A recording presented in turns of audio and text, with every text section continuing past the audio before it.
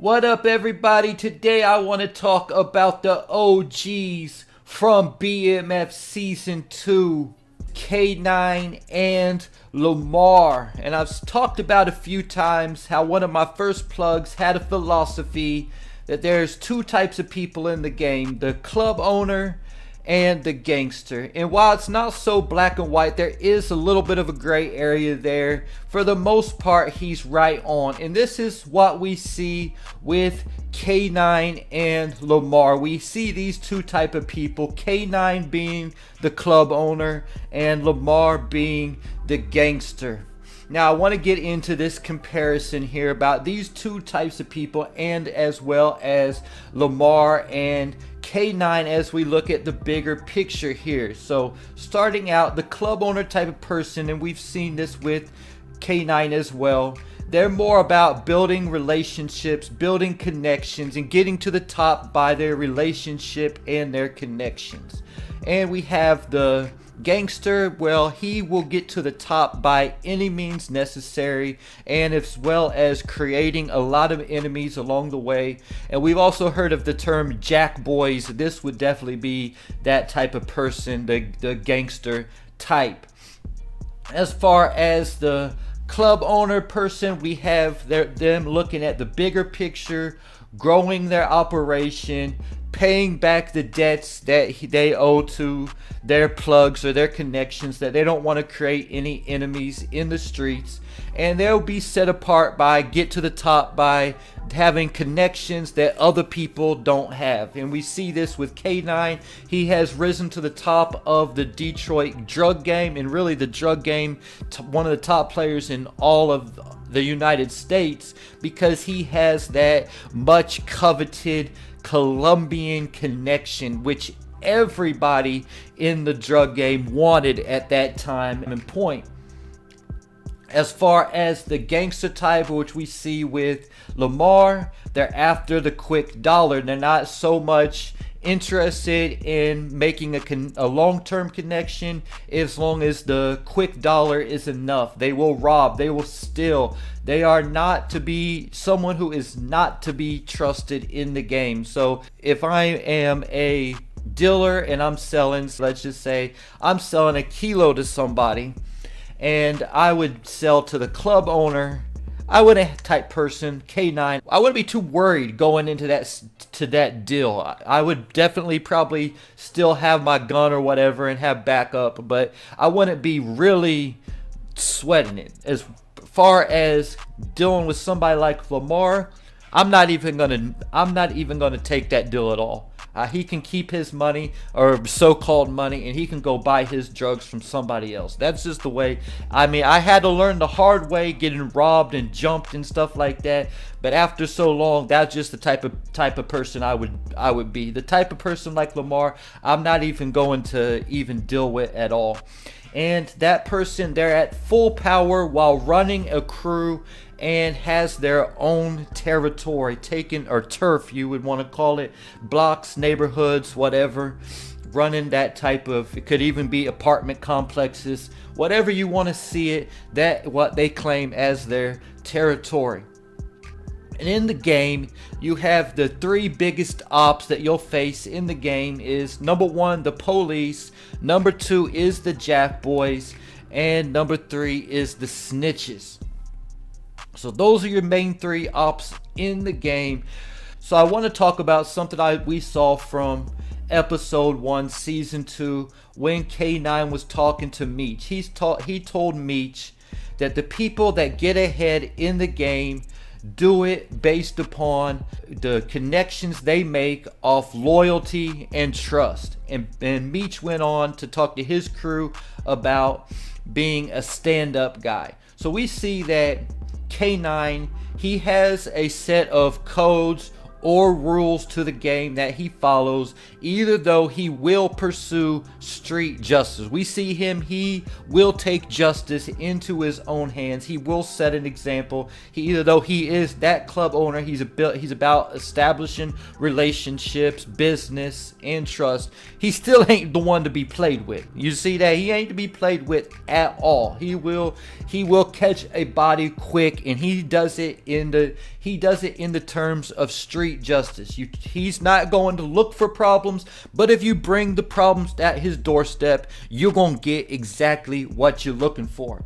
As far as Lamar is what you would call a snake. He has no street code in which he follows, therefore you cannot anticipate the move he is going to make next. He is a wild card. You just don't know what you're gonna do. That's why you can't ever expect what they possibly do. What you do know about Lamar is definitely he is not someone who can be trusted. He will take out whoever and for whatever reason, because like I said, he doesn't have a set of code, or he doesn't have a set of rules he abides by. It's just whatever he feels at that time, whatever he feels is in his best interest at that time, he's just going to do it. However, like I said, both these characters are OGs. They've been around in the streets for a long time, and they both are smart. We heard K9 talking about in episode 1 that he is a visionary. He runs the point like Zeke. That's Isaiah Thomas, that the #1 point guard back in those days, 1989. I think the Detroit Pistons even won the championship that year. But yeah, so he said he compared himself to in the drug game as the #1 point guard in the NBA at that time, and he says he is relentless. So K9 is very intelligent. He's thinking several moves ahead like a chess player. However, Lamar, either though he's crazy, we heard Meech talk about this in season 1. Lamar is crazy. He's unpredictable. You don't know what he's going to do next. But one thing even Meech had to recognize about Lamar is that he's smart. He's been around for a while, and he knows how to move in the streets. And throughout one full season and two episodes in season 2, we've seen Lamar catch 3 bodies. That was Slick, his good friend, which he just he lost his mind and killed him. Darius, the young child. Nicole's boyfriend, Meech, and Terry's younger sister, Nicole's boyfriend, Darius, the young kid.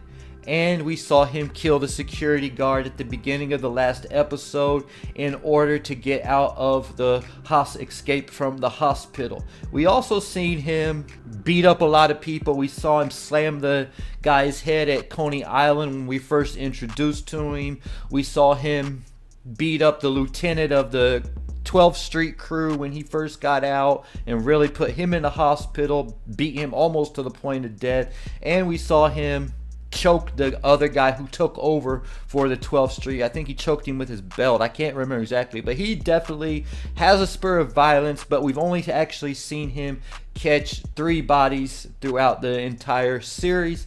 As for K9, he already has caught 3 bodies in just 2 episodes. We saw him at the very beginning of season 2, episode 1, shooting Coach Wink in the head because he said he wasn't right there in broad daylight in front of everybody, because he said he wasn't going to repay the gambling debt that he owed to K9.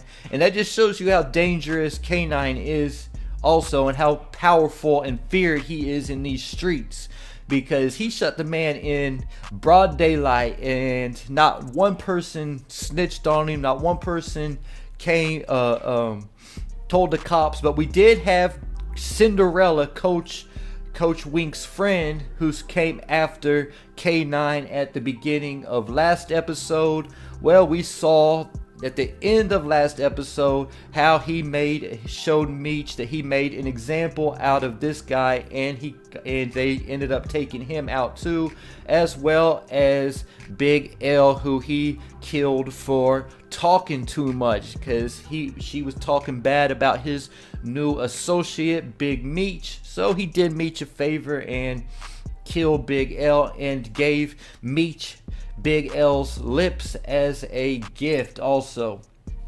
So K9 is ruthless. He is not to be played with. Even though I say the type he is the club owner. Don't get by me saying somebody a club owner that they weak or something else, because if you look at it from another series, you can see James St. Patrick, one of the most feared murdering characters there has been in a TV series.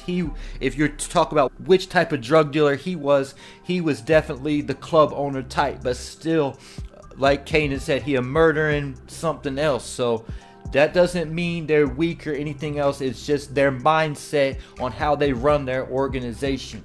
So K9 took 2 people out. The 2 of the 3 people he did for making an example, to show that he is to be feared and that he is not to be messed with. And he took Big L out for talking too much, especially about his new business partner Meech. So we saw that either though it's kind of twisted or whatever, he has a set of rules he lives by, or codes he lived by, and he took street justice into his own hands for all 3 of those. For Lamar, all 3 of the people he killed through BMF, all 3 of those were innocent victims. He had his friend Slick. He was just trying to leave because he saw the man was losing his mind. He'd already got shot in the foot and been through all kinds of stuff for Lamar. Darius was just a little kid, and then of course the security guard was just an innocent security guard watching a hospital room. So he doesn't have a code which necessarily he follows. Like I said, he just does what he feels best for him at the specific time. Now I want to talk about their current or past occupations. K9, he is a drug trafficker. He moves a lot of weight. We know that about him through having a Colombian connect. He has a bilingual girlfriend who helps him negotiate deals, and that might be how he got. I think she possibly is Colombian, so that could be how he got in with the Colombian cartels, which he gets his weight from. And K9 also invests into legit clean businesses in order to have clean money coming in and to clean his cash. As far as Lamar, he is more of a gang leader. Once he got out of jail or the crazy house, he manipulated his way back to the top of 12th Street by, I don't know if he shot Terry, but he used the shooting of Terry to get BMF or the 50 boys at that time to eliminate J-Mo, and he took care of J-Mo's lieutenant himself, telling him to get on out of town. I can't remember his name, but telling him to get on out of town. Don't ever come back to Detroit again. Get in your car when you get out of the hospital and just keep driving. And he used that to get back on top of 12th Street. But his reign did not last long because Meech was too busy playing chess, and he offered the rest of the 12th Street crew a better connection in order where they could take over the crew and make a whole lot more money. As far as Lamar, before going to jail, we know that he was a legend out on those streets. He ran Detroit, E-Course, and one more area that Meech was talking about in season 1. He did this by robbing dealers and pushing H in the streets. And prior to Lamar going to jail or whatever, the crazy house, all the corners that both the 50 boys and 12th Street ran in season 1, the beginning of season 1, that was all Lamar's turf. Because like I said at the beginning of this video, when the gangsters at the top of his power, he has turf and territory in which he ran, and that was how Lamar was running his hustle before he went into jail, robbing other dealers, around the city, because I guess he probably didn't have his own plug. He just did his thing by doing so much jacking and robbing. He was able to keep a supply. And then he ran corners and different things like that, pushing H. That gets me into the question, who is the bigger threat to Big Meech and the BMF organization? Because we already know that K9 has threatened to kill Big Meech, Terry, B. Mickey, and Roland, their childhood friend who grew up across the street from them, if they don't pay him back his money. But however, this is reasonable. This is something you expect in the drug game when you are especially copping that much weight from somebody. You expect those type of bounties to be on your head if you don't get back the money that you owe somebody. However, with Lamar, it's not a business, it is personal. In season 1, he first saw Meech coming out of his baby mama's house. He found out that Meech was smashing his baby mama while he was in jail, so it was already personal from that point. On top of that, Meech and the 50 Boys had taken over a lot of Lamar's corners. Moving into season 2, it has now even become more personal for Lamar, because now he is been shot by Meech, and like they say, he's going to have to wear a bag. So he is going to want war on his hands. So that question is easy to me. The answer is definitely Lamar as the bigger threat, because I also feel like K9 is somebody who will be in Meech's corner and could be more of an ally than he is an enemy.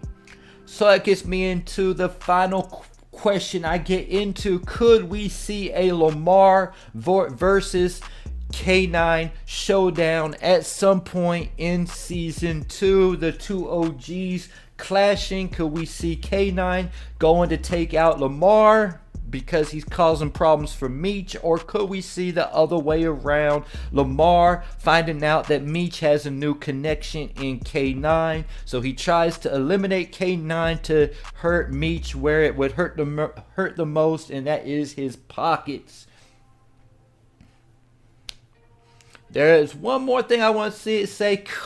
There could be one more possibility how Lamar could hurt Meech here, and that is Lamar could rob Meech and the BMF crew again this season. Even though he had to give all the stash back last season, we did see him rob the stash house because he had the inside help from Kato. He wouldn't have any inside information this particular season, but we could see him rob Meech in the crew again, and this would put them at odds with K9 if they're not able to pay him back the money that they owe him.